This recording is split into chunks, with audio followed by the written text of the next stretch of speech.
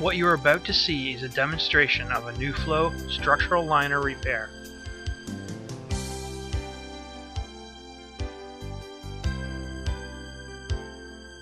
NewFlow structural liners are composed of a felt tube, rubber bladder, and two-part epoxy resin.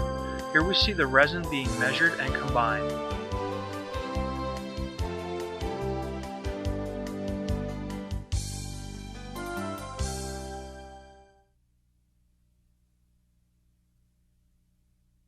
The prepared epoxy is poured into the space between the felt liner and the rubber bladder.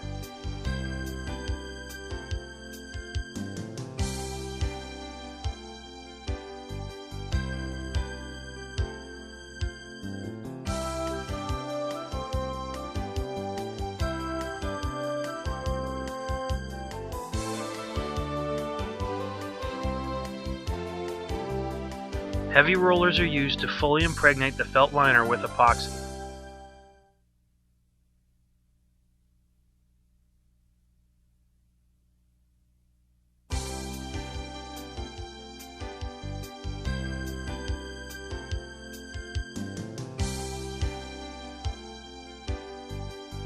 The liner is folded in half and taped so that it will enter the pipe easily.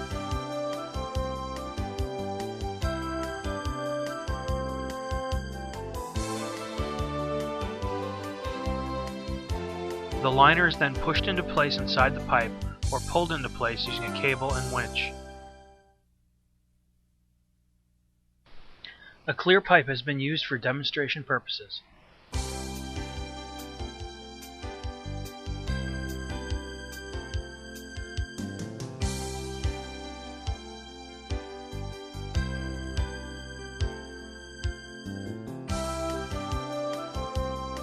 A rubber bladder inside the liner is inflated. This causes the liner to expand and conform to the host pipe.